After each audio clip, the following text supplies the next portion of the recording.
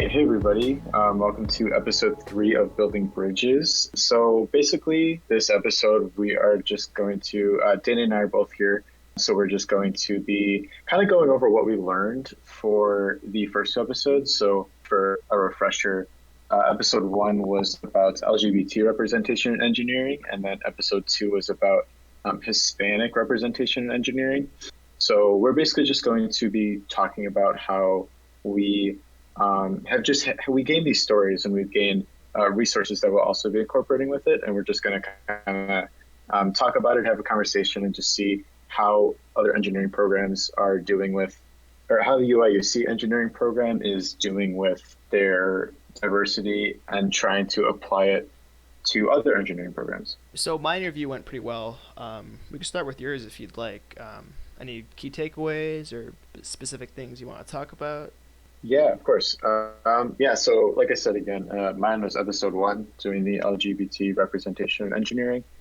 It was a really good conversation, honestly. I think that talking to Brian, like I knew Brian before this, so me and him are pretty good friends, but it was really cool just to kind of hear him out and like hear his story about LGBT representation in engineering and just kind of see how he came in freshman year, that he was very welcomed from the start by the staff and the students in the physics department. He met one of the seniors who was in the LGBT community, and he just kind of like took him under his wing, kind of thing, just to kind of show him that he's not the only one. There is other representation for the LGBT community in physics here at UIUC, and I think it's really cool that that happened. Yeah, that's awesome.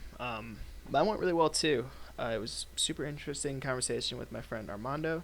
We went over a whole lot of stuff, but the main takeaway for what the biggest hurdle is for him in this department is just how few people in this department are Hispanic. It's like to kind of a really shocking degree. Yeah, that's really cool. I think hearing both of these stories has been really cool, just to see how the physics department and the engineering departments here have just been able to outreach to Hispanic students and LGBT students. Yeah, that's something. Another thing. Oh, good. Oh yeah, that's something that really impressed me. Honestly, when I was talking to Armando, just the level of outreach that's happening is really encouraging to see. Hmm.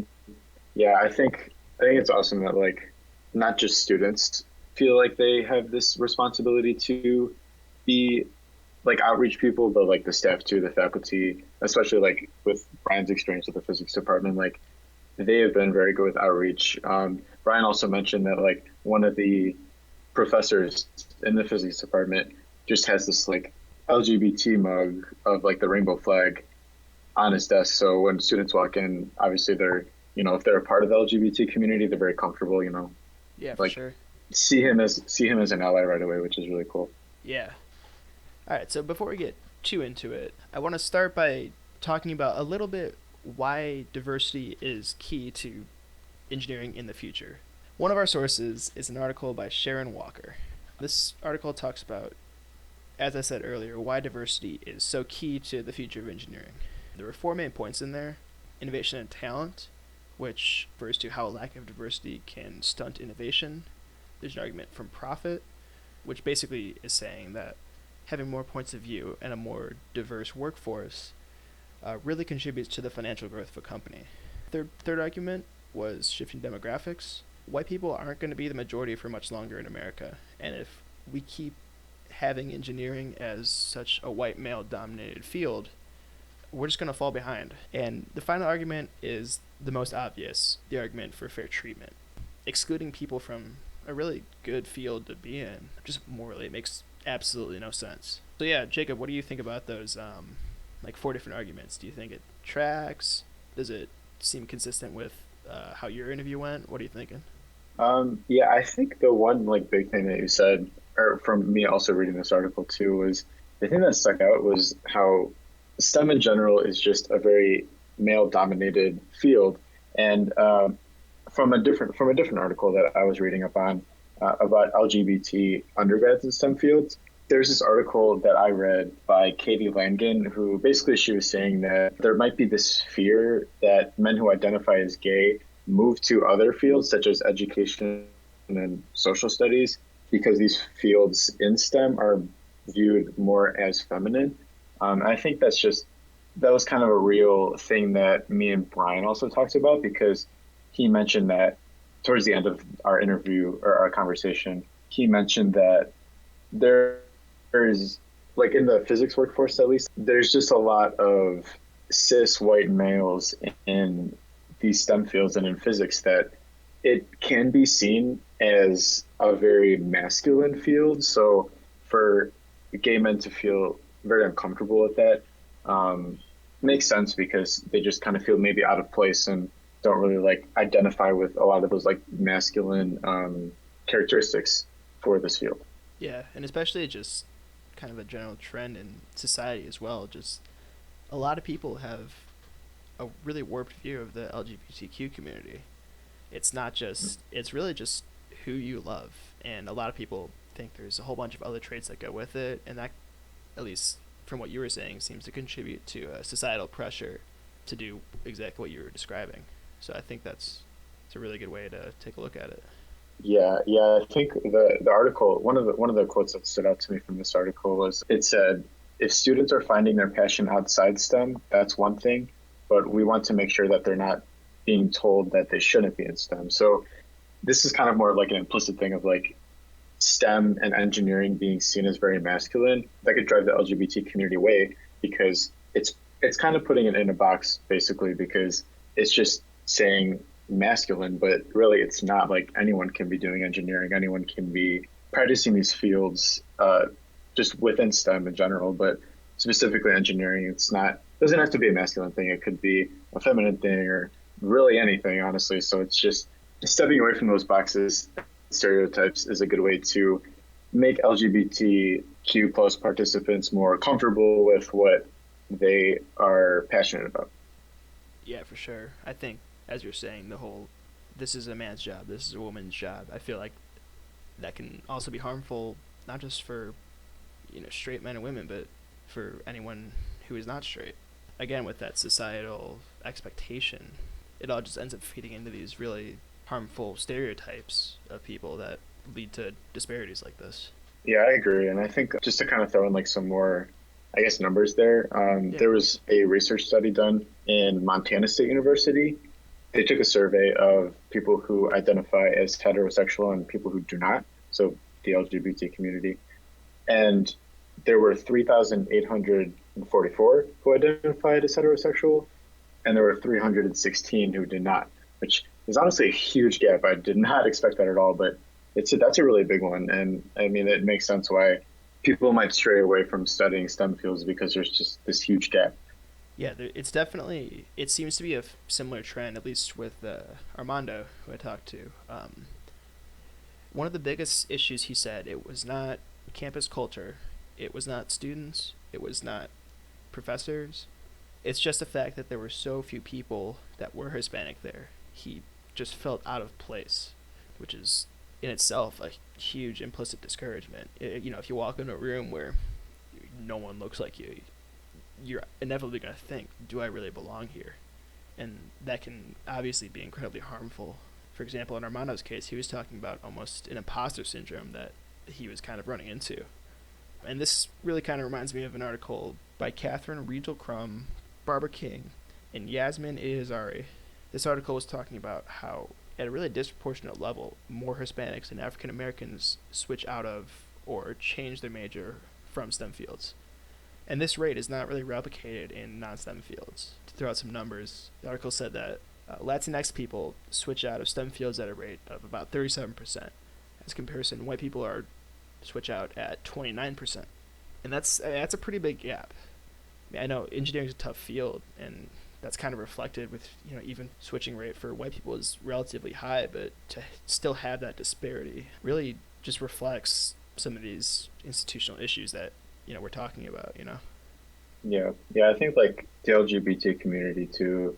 There's a big population of at least STEM LGBT males who are switching out, and it's discouraging to see because, like I said, like they probably see this as like a masculine box, and they don't feel comfortable in it. But like I think the similarity between both of like both of these articles that we're referencing and both of these stories that we're hearing is that there seems to be a big population of minority people switching out of STEM fields and out of engineering, which is pretty unfortunate to see. Yeah, and it also contributes to just more of that sense of not belonging there, because if the amount of people getting in is already low to begin with, and the rate of them leaving after they get in is higher than their white counterparts, it's almost like a snowball effect. You already recruit a small amount of people, and because of that, more of them drop out. So you just have a problem that keeps building on top of itself, which is obviously very harmful for these students. And going back to the intro, it's having diversity is just so key to engineering in the future. So I mean, these things really have to Mhm. change. Yeah, very true. I agree. I think it's something that, people listening to this podcast can definitely see and hear, and they can take steps towards that. But on a lighter note, I kind of wanted to share just some positives that me and Brian talked about in our interview. Yeah, for sure. We were talking about how Brian is a part of Society of Women in Physics, or SWIP for short, and he has been very involved with that this past semester.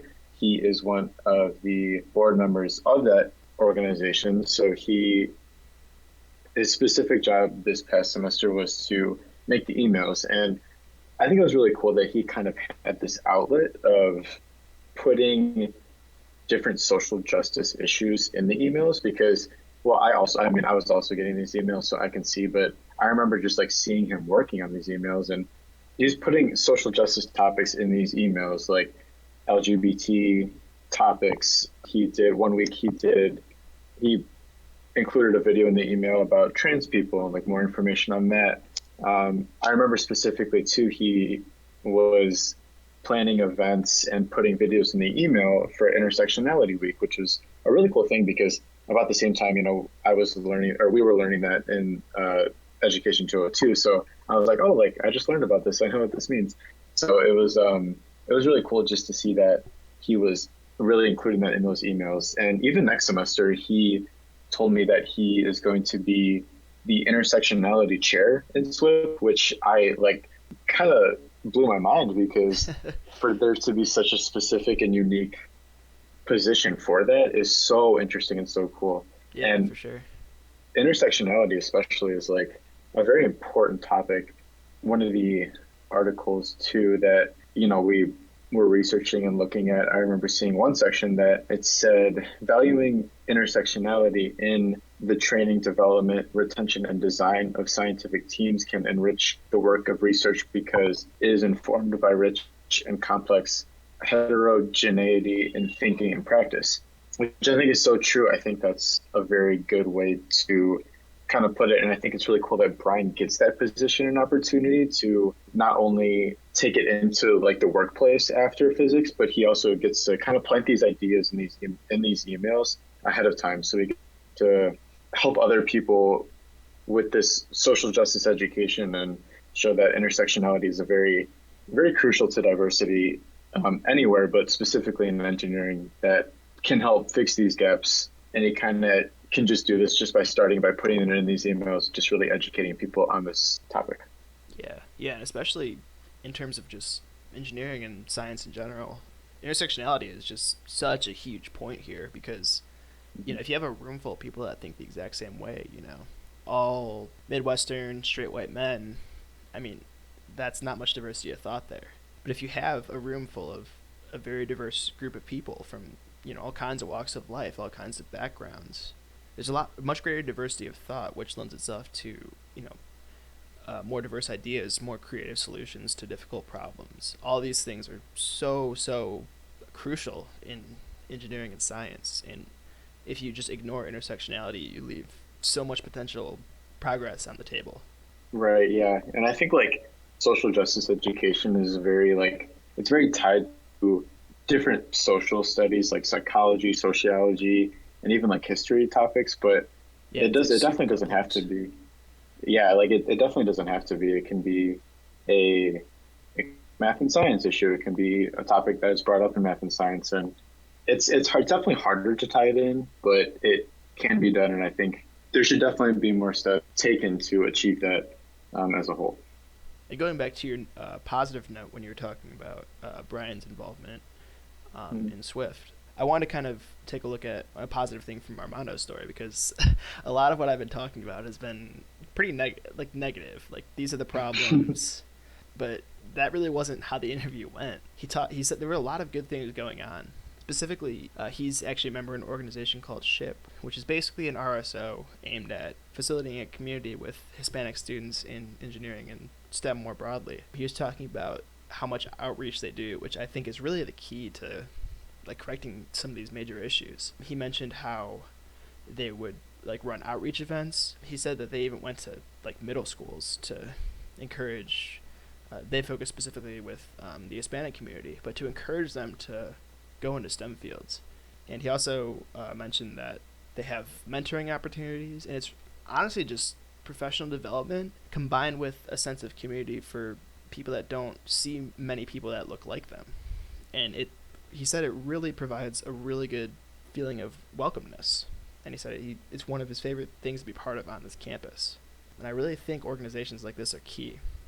Yeah, that's so wild that there's outreach going into middle schools, and they're going beyond like just being accepted to college, but they're reaching out to applicants, they're reaching out to middle school kids, which is pretty insane because I feel like students at that age, they're developing these identities, they're trying to figure out who they are, and it's so encouraging to see that there is outreach going on at that young of an age, because I'm sure those students are probably feeling like, wow, like I actually can do this, and there is representation, and there are people like me who are going into engineering and other STEM majors, and it's really cool just to see that that's happening. And I don't want to speak for Brian, but like knowing him, I think he would agree that it would be cool to see like maybe other LGBT outreach for like high school students who are figuring out their identities in themselves. Yeah, I think that'd be a really cool thing to see. Yeah, so he was definitely talking about a lot of positives going on. Like I mentioned earlier, the very receptive student culture, faculty culture. It seems like people really are doing a good job at doing what they can. The issue isn't really there. The issue is, as I mentioned earlier, looking around a room and thinking, do I belong here? Which every single person in that room could be an ally, and it wouldn't really affect that. The key really is getting a more diverse group of people in STEM fields to facilitate a more diverse group of people that will then go into these STEM fields and really allow the future of engineering to continue to be bright. Yeah, I agree. Yeah, I think that'd definitely be cool to see in, other engineering programs and other classrooms throughout college. So yeah, I think with that we can probably wrap it up, because we shared our positives and negatives for each one, and I think they relate a lot. They interconnect, and I think we can definitely share like key takeaways now. Yeah, I think one more thing, not to cut you off, I think one more thing I want to mention is a quote that Armando told me. He said he heard it from, I think, an upperclassman or something like that. It's one of my new favorite quotes. He said, "Don't let them put you in the box until they put you in the box." The second box in that referring to a coffin, which I thought was really clever. Maybe a little morbid, but yeah. I just really like the quote. It's like, you define yourself for your whole life. The only time you should let people put you in a box is at your funeral. So I really like that. That's a great quote. I love it. Yeah. Definitely gonna remember that one. Yeah, that's cool. So I think now we can I think for people who are listening to this podcast, I feel hopefully we'll kind of gain a better understanding that there is this gap. There is this education gap with, minorities who may not be taught that, engineering can be a path for them, or maybe there's this moral gap of engineering programs, knowing that they need to reach out to minority groups and other students that maybe feel like they don't belong, but not really doing much about it. There's definitely this gap that's going on. And I think it's really important to, for listeners to this podcast to just really hear it and kind of, make these connections that we've made with the data that's being shown, the articles that we've been reading, and even like the stories that we've been hearing, because, personal experience is a very, very strong, compelling, in my opinion, I think it's a strong, compelling argument that, something's going on, something needs to be done, because, what they're experiencing is very valid. And it's a really good way to hopefully encourage other engineering departments to maybe kind of like take some self-reflection and take a look at what's going on with their department and seeing if they're outreaching to minority groups in the correct way or in the best way. Yeah, and I think really the outreach is the most important kind of thing. So, school administrators, if you're listening to this, do that. There's nothing, Mm-hmm. there is no better thing to help encourage more diversity than going out to middle schools, high schools, really flaunting these programs like SHIP and like Swift and saying, hey, we want you to be in this program and you will be welcomed. Look at SHIP, look at Swift. These organizations will really help you feel welcome, and we really think that you would be a good fit for our university. And all of that, really just more outreach, always more outreach to these groups, because that really seems to be really the only thing missing from at least U of I's approach, because there's so many good organizations, so much outreach, but we still see this gap. And really what we found out, I think, at least specifically in my interview, is the gap itself is what's keeping the gap present. So if universities don't do this huge level of outreach, they're really never going to see much improvement. It's something they have to have an active hand in recruiting these people. Yeah, I think being intentional with outreach and being intentional with making students feel comfortable in the program is such a good way to continually output students, and continually being intentional about outreach and being intentional about making students feel comfortable is going to really output a lot of diverse students into the work field in engineering, because ultimately, like the articles we've been reading, the stories we've been hearing, that's what's kind of going on, is that these STEM fields, there's not much diversity in it. And I think that university departments they have that power to have these organizations, have these RSOs, be able to outreach to other students in middle school, high school, because we know that colleges go to high schools and recruit. So like it wouldn't hurt to, put a booth aside for that college's Hispanic organization or LGBT organization. It can definitely be done. And it's such a good way, like that can be the bridge to the bridge to this gap. That's why that's why we called this podcast Building Bridges. Like these departments can be the bridge to this gap of not as many minorities participating in engineering. So yeah, I think that about wraps up our discussion. Is there anything else that was sitting on your mind from that interview you wanted to share? Um, Not particularly from the interview, but I think I just had a lot of fun, getting to kind of just be more out there with asking questions and trying to figure out people's stories, and just hearing other people's experiences, because, we don't really it's just kind of like the general, engineering experience where you just take the classes, but there's so much like behind the scenes that goes on that I feel like is so important. And hopefully the podcast, really brings that out, and people listen to it and they hear what we've also been hearing, and they can hear that there's this gap. But yeah, I think I've just had a lot of fun making this podcast and just hearing other people's stories, because I really do like hearing other people's stories. So it's been really cool just to hear it through this lens. Yeah, I definitely feel you on that. My conversation with Armando was one of the most fascinating conversations I've had in my life. Yeah. It was so cool. Like he was blowing my mind with SHIP's outreach and all that stuff. I was constantly finding myself saying, "Wow, that's amazing. That's so cool." Yeah. And it was just really, really great conversation that I was having. So yeah, I want to thank Armando for coming out for the interview. Yeah, really great conversation, man, and I appreciate you talking to me. Yeah, Brian, if you're listening to this, thank you so much again for doing the interview and sharing your story, and it's been fun. All right, well, thank you all for listening. This has been a really fun podcast to make. Citations have been flashed on screen throughout this recording, and everything will be in the description. And yeah, if anyone listening wants to leave their thoughts down below in the comments, I'm assuming we have comments, but feel free. We'd love to see how this lands with everyone and let us know what you think. So thank you so much for listening.